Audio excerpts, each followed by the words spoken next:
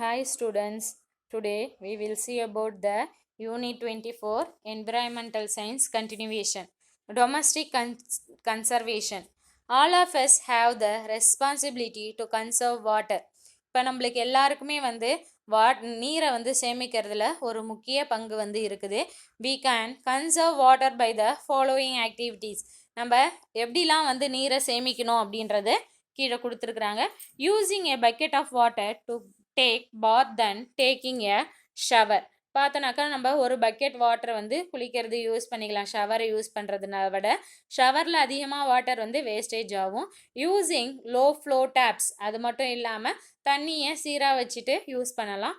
Using recycled water for lawns, அது மட்டும் தண்ணியை ரீசைக்கிள் பண்ணி வேஸ்ட் வாட்டரை லான்ஸ்க்கு யூஸ் பண்ணலாம். Repairing the leakages in the டேப்பில் தண்ணி ஒழுகினே இருக்கிறத என்ன பண்ணலாம், ரிப்பேர் பண்ணலாம். Recycling or reusing water wherever it is possible. ஒன்று வாட்டரை என்ன பண்ணலாம், ரீசைக்கிள் பண்ணி ரீயூஸ் பண்ணலாம். எங்கெங்கெல்லாம் தேவை, எந்தெந்த வாட்டரை எது எதுக்கெலாம் யூஸ் பண்ணலாம் அப்படின்றது என்ன பண்ணணும், ரீசைக்ளிங் பண்ணி ரீயூஸ் பண்ணணும். Next strategies adopt to conserve water. எப்படிலாம் வாட்டரை கன்சர்வ் பண்ணும். ரெயின் வாட்டர் ஹார்வெஸ்டிங், ஒன்று மழைநீர் சேகரிக்கிறது மூலிமா. இம்ப்ரூவ்ட் இரிகேஷன் டெக்னிக் யூஸ், அது மட்டும் இல்லாமல் நீர் பாய்ச்சறது இரிகேஷன் டெக்னிக் இம்ப்ரூவ் பண்ணணும். Active use of traditional water harvesting structure, அது மட்டும் இல்லாமல் ட்ரெடிஷ்னலாக வாட்டரை எப்படிலாம் சேமித்து வைக்கணும் அப்படின்றத புது மெத்தட் யூஸ் பண்ணணும். மினிமைசிங் டொமஸ்டிக் வாட்டர் கன்சப்ஷன், அது மட்டும் இல்லாமல் நம்ம வீட்டில் யூஸ் பண்ணக்கூடிய தண்ணியோடைய அளவை குறைக்கணும். அவேர்னஸ் அண்ட் வாட்டர் கன்சர்வேஷன், நீரை சேமித்து வைக்கிறத பற்றி அவேர்னஸ் கொடுக்கணும். கன்ஸ்ட்ரக்ஷன் ஆஃப் ஃபார்ம் பாண்ட்ஸ், அது மட்டும் இல்லாமல் விவசாயிகளுக்கு குளங்கள் கன்ஸ்ட்ரக்ட் பண்ணணும். ரீசைக்ளிங் ஆஃப் வாட்டரை என்ன பண்ணணும், ரீசைக்கிள் பண்ணி யூஸ் பண்ணணும். இப்போ ஃபார்ம் பாண்ட்ஸ்னா என்ன? Farm ponds are used as one of the strategies to support water conservation. Farm ponds அப்படின்றது எதுக்கு யூஸாக இருக்குது அப்படின்னு பார்த்தோன்னா, வாட்டரை கன்சர்வ் பண்ணி வைக்கிறதுக்கு சப்போர்ட் பண்ணக்கூடியதாக ஒன்று இருக்குது. Much of the rainfall run off the ground, நிறைய ரெயின் மழை நீர் கிரவுண்டில் ஓடிடுது. The run off not only cause loss of water but also washes away precious top soil. அப்போ ஓடுற மழை நீர் தண்ணியை மட்டும் இழக்கிறது கிடையாது, அது மட்டும் இல்லாமல் என்ன பண்ணுது, நம்ம மேலே இருக்கக்கூடிய சாயில் மண்ணையும் எடுத்துகிட்டு போயிடுது. Farm ponds help the farmers to store water and to use it for irrigation. இப்போ ஃபார்ம் பாண்ட்ஸ் எதுக்கு ஹெல்ப்ஃபுல்லாக இருக்குது அப்படின்னு பார்த்தோன்னாக்கா, ஃபார்மருக்கு ஒன்று வாட்டரை ஸ்டோர் பண்ணுறதுக்கு மட்டும் இல்லாமல் இரிகேஷன் பாய்ச்சனத்துக்கும் அவங்க ஈஸியாக அதை யூஸ் பண்ணிக்க முடியும்.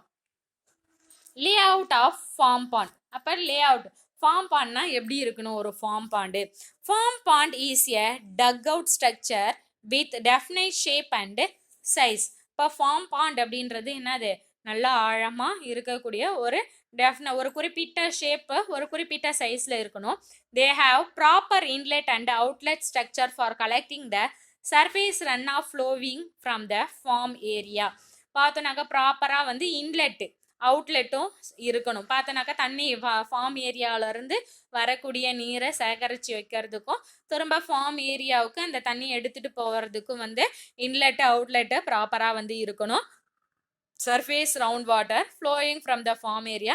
The stored water is used for irrigation. அப்போ ஸ்டோர் பண்ணி வச்சிருக்கிற வாட்டரை எதுக்காக யூஸ் பண்ணுறாங்க, இரிகேஷன் ப்ராசஸ்க்கு யூஸ் பண்ணுறோம்.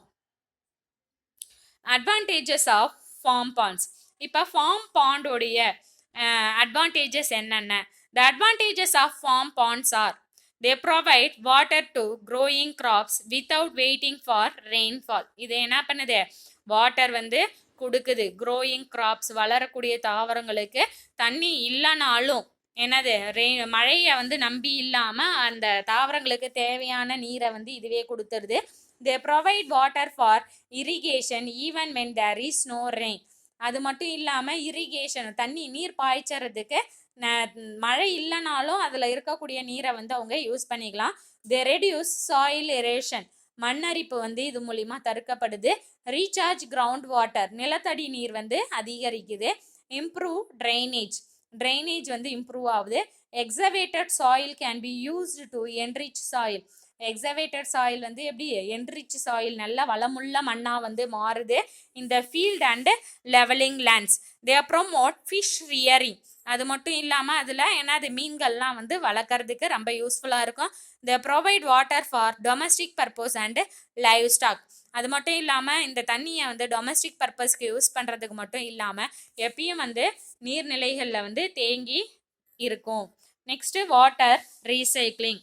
Water recycling, apart from rainwater harvesting, is also one of the key strategies to conserve water.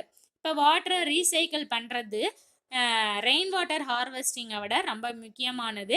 இதுவும் என்னது நீரை வந்து சேமிக்கிறதுக்கு ரொம்ப ஹெல்ப்ஃபுல்லாக இருக்கும். Water recycling is reusing treated waste water for beneficial purpose such as agricultural and landscape irrigation, industrial processes, flushing in toilets and groundwater recharge. இப்போ நம்ம வாட்டரை ரீசைக்கிள் பண்ணுறது மூலிமா அந்த வாட்டரை என்ன பண்ணலாம், ரீயூஸ் பண்ணிக்கலாம். எதுக்கு அப்படின்னு பார்த்தோன்னா வேஸ்ட் வாட்டரை ட்ரீட் பண்ணி அதை பெனிஃபிஷியல் தேவையான அளவு நம்ம யூஸ் பண்ணலாம். ஒன்று அக்ரிகல்ச்சருக்கோ இல்லை நம்ம நிலத்தில் இருக்கக்கூடிய பயிர்களுக்கு பாசனத்துக்கோ, இண்டஸ்ட்ரியல் ப்ராசஸ்க்கோ, டாய்லெட்டுக்கு இல்லை கிரவுண்ட் வாட்டர் ரீசார்ஜுக்கு வந்து யூஸ் பண்ணிக்கலாம். Waste water recycling stages. இப்போ வேஸ்ட் வாட்டரை எந்தெந்த ஸ்டேஜஸில் நம்ம எப்படிலாம் ரீசைக்கிள் பண்ணி யூஸ் பண்ணலாம்.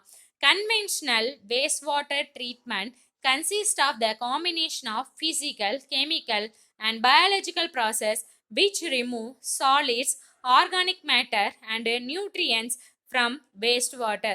கன்வென்ஷனல் வேஸ்ட் வாட்டர் ட்ரீட்மெண்ட்டில் பார்த்தோன்னாக்கா எதெல்லாம் வந்து கம்பைன் ஆகிருக்குதுன்னா physical method, chemical, biological process, இது மூலிமா என்ன ஆகுது, ஒன்று சாலிட்ஸ்லாம் ரிமூவ் ஆகிட்டு அதில் இருக்கக்கூடிய ஆர்கானிக் மேட்ரு, நியூட்ரியன்ஸ் எல்லாம் வந்து வேஸ்ட் வாட்டர்லேருந்து ரிமூவ் பண்ணிடுறோம். Waste water treatment involves the following stages. அப்போ வேஸ்ட் வாட்டர் ட்ரீட்மெண்ட்டில் என்னென்ன ஸ்டேஜஸ்லாம் இருக்குது. ஃபஸ்ட்டு நம்ம பார்க்க போகிறது ப்ரைமரி ட்ரீட்மெண்ட்.